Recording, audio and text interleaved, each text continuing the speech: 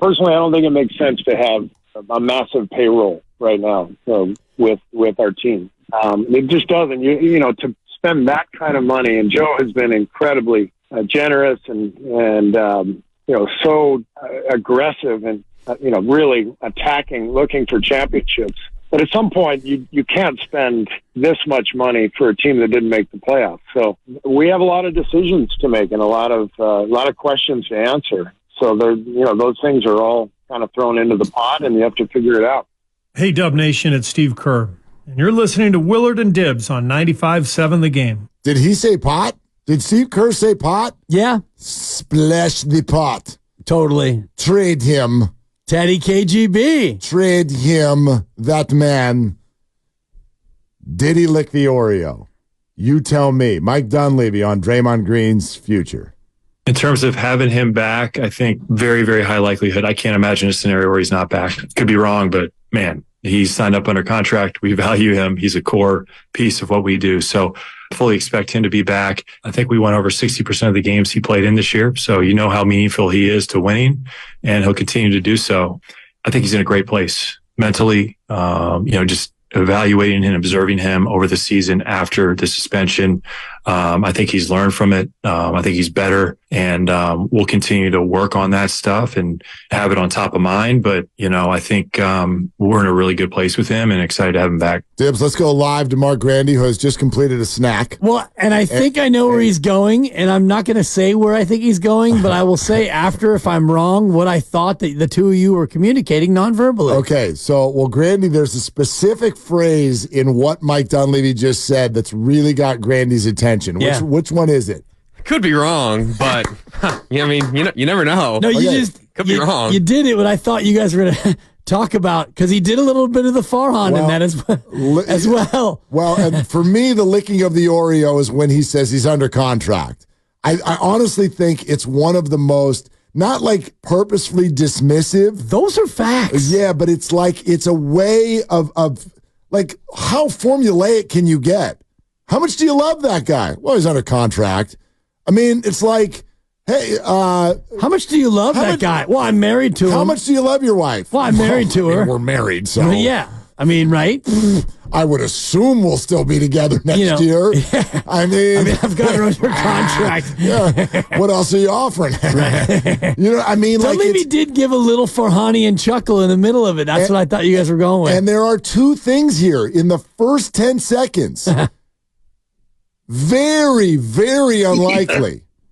Well, very, very unlikely is not Draymond's not going anywhere. Right. And then he follows up with could be wrong, as if it's like totally out of his hands. Dude, you're the general manager.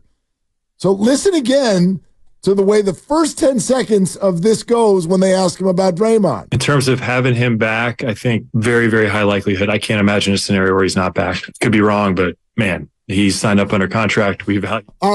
Very, very high likelihood. Could be wrong. But it could be wrong. But man, he's like under contract. That sounds like an answer that Steve Kerr would give, because it's, wait for it, not his job. Mm-mm. So if Steve said, well, there's a very, very high likelihood that Draymond comes back, but I could be wrong, that would make more sense than if the general manager, whose very job is to make that call, said, I could be wrong, right?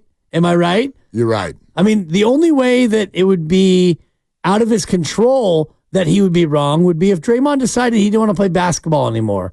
Then it's not Mike that crazy, actually. Well, I mean, he's just one flail punch and a chokehold away. Yeah, but again, at minimum, you take from that, look, if someone makes us an offer we can't refuse, and that in and of itself is a new dynamic for the big three. That in and of itself is a new dynamic for the big three. They sounded more firm about Draymond last year, when in theory Draymond could leave on his own, than they do this year when they've got him under contract for 3 more years. So I find that interesting. Again, I would predict that all big three that are still in Warrior jerseys next year. I think that is north of 50-50. You had it at 65-35, I think, yesterday, or 60-40, yeah. And was that just for Clay, or was that for big three? Well, that was big three, but it was really, I mean, if Clay's gone, it's all based on Clay. Yeah. I think Steph is at 100%, 0% he's not. Draymond, I would probably put at 95% he is. Something. 5% he's not. And Clay, yesterday, I had it at 50-50, and I still believe that. Okay. Bobby Marks in 10 minutes. Let's go out to you. How about Ben in Oakland? Hi, Ben. Uh-oh. The mouse doesn't work. Mark, can you do this? Okay, thank you. Hey, Ben, what's going on? Oh, not much. I have just been, I listen to a lot of sports talk radio, national media, and I've yet to hear one even proposed maybe scenario that leads us to be a title contender next year. Not one that makes any sense based on salary cap, assets, blah, blah, blah, blah, blah. How so? And I also think Lakeup is willing to spend if he thinks we can win a championship, but he's not willing to spend for 2 rounds of the playoffs. No, but let's go to your Ben. Let's go to your initial point. Why do you not see a scenario where the Warriors can contend? You don't think that if Lauri Markkanen or Karl Anthony Towns and some younger rotational 3-point shooters that maybe aren't 21 but they're more like 26, like you don't see that as even being potentially on the table? I don't see how it would happen given the salary cap constraints, what assets we have to trade, who would want Andrew Wiggins. I just haven't heard the scenario which, hey, if this happened, then this could work. Maybe Bobby Marks will tell me in a few minutes. But I just have not heard it once, even in a maybe. So I just don't see how it could possibly happen. Yeah, well, Ben, appreciate it. Here's what I'll say. I think we got it figured out, guys. But here's what I'll say. It's possible. That's all you need to know. Now, if you don't think either of those players do a damn thing for the Warriors, you can have that opinion. But if your premise is the Warriors' salary and assets are like they don't have what they need, all I'm telling you, and don't take it from me, because, by the way, it's never from me, I'm not a reporter. I am not on the inside. I'm only on the inside from the standpoint that we've got access to people who are on the inside. And so from a number of conversations, the Warriors are not wasting their time when they are monitoring these players and moving things around and feeling like that if major names come on the market, they've got a shot and that they would be in the mix. I have not just heard that from one, not from two, but from every single NBA insider I've talked to. Not 5, not 6, not 7. And so have you, because a lot of them have been on this show. And they're sitting here telling you that the Warriors hunt at a big game level. So if big names are available, the Warriors are calling. Can they get it done? I don't know. But to say that the scenario doesn't exist, I think is incorrect. Well, the scenario exists, but I do think it's a long shot. Sure. And, it depends on what you want to part with. And everything we've heard is that they don't want to get rid of Jonathan Kuminga.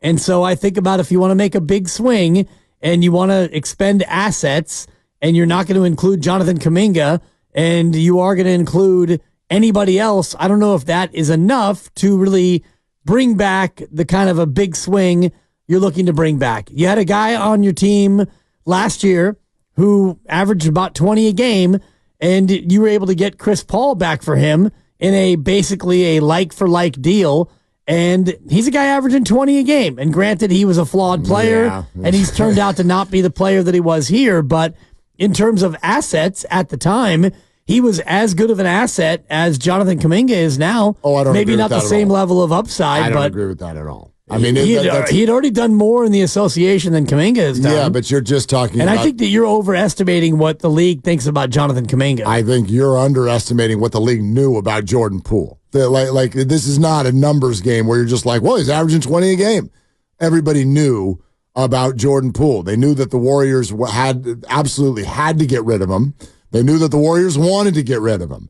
That in and of itself changes an entire structure of a deal. The Warriors are hell-bent against the idea of trading Jonathan Kuminga. So that already makes him a better asset than Jordan Poole. So I get what you're saying. But I'm not underestimating the asset that Jonathan Kuminga is because I'm not putting Kuminga in these conversations. I don't think the Warriors are interested in dealing him at all. Right, and that's why I think that if you're not going to deal Jonathan Kuminga, then all these big swings that you're talking about them trying to make, I think it becomes a non-starter for a team looking to part with their number one asset. Ramona told us otherwise 2 days ago. Right, and do they have the assets outside of Kuminga? Unequivocally, yes. And I disagree with her assertion. She's not a GM, and she knows a lot more than I do. But I'm entitled to my opinion. Sure and I don't think that the assets that they have are good enough to command back the names that you've